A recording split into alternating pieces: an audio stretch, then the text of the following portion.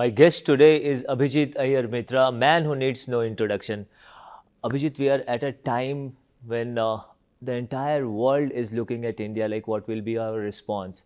And this probably is the first time that Pakistan is isolated. We are not getting standard replies like restraint. The words like restraint, calm, and dialogue isn't there.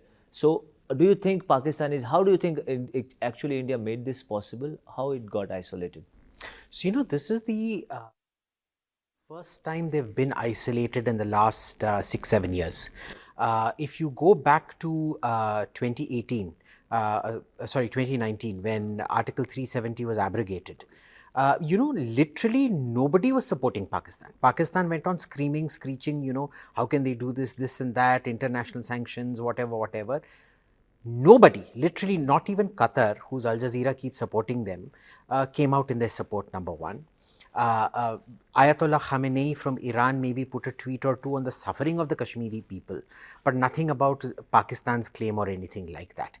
Even Turkey, which is meant to be Pakistan's great friend, said nothing.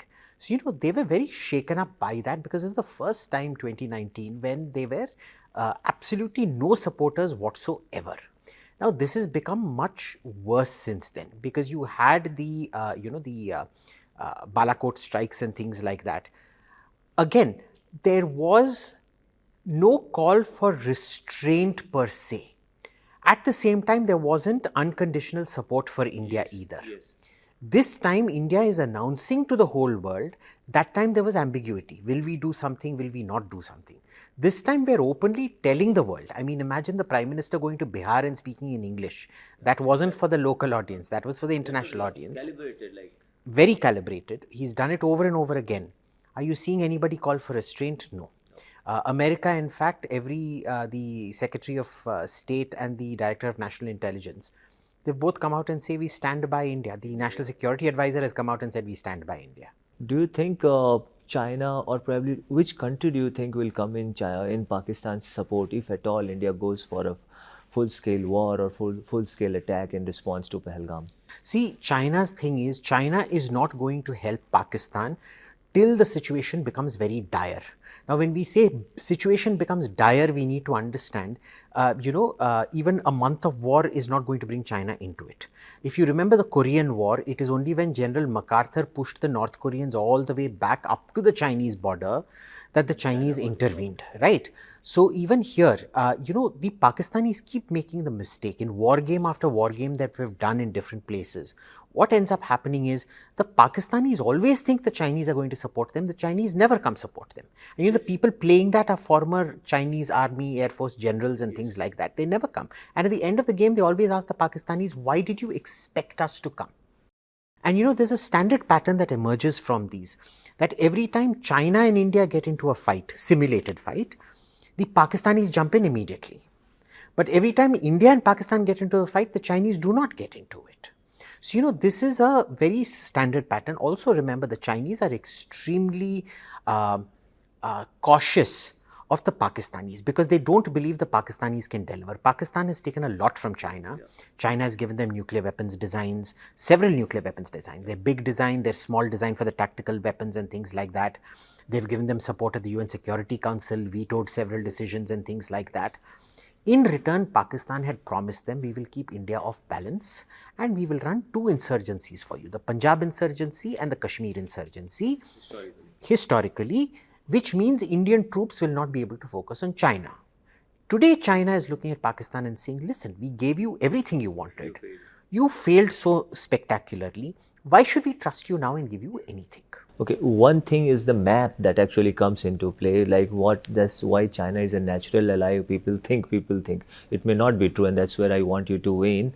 Like the One Belt, One Road initiative, a large part crosses through a part that is under Pakistan's occupied Kashmir, that POK. So do you think that can play a role with China aligning if at all there is a full-scale incursion from India? No, because India said very clearly we're not going to hit Chinese assets unless there's a war with China. So see, there is that caveat. As long as you don't get involved, we won't hit your assets out there. But we also need to understand that China is also very underwhelmed by how the Pakistan economic corridor, Pakistan-China economic corridor is done. It has not actually worked out. It has not worked out at all, because what happened was, in Pakistan is run by this nexus of generals, zamindars and industrialists, right? And everybody owns land out there, and they decided, because China has such huge pockets, they decided that, for a plot of land, because to build a road you have to do land acquisition, which would have cost 10 lakh rupees, they will charge 10 crore rupees. And because it's the army that was responsible for acquiring the land, and the army that also owned the land, they refused to crack down and seize the property at circuit rate. Right? And the Chinese realize this. Pakistan has gone out of its way to sabotage that economic corridor as well. And the Chinese are like, listen, we tried insurgency, that didn't work out. Then we wanted to build up your industrial strength so that you can be a conventional deterrent to India. We are trying to industrialize you. You do not want to seem to industrialize. There were reports of lot of Pakistani generals, like lot of money that came in from China was like siphoned off by all these Pak generals. Pakistani generals can't help themselves.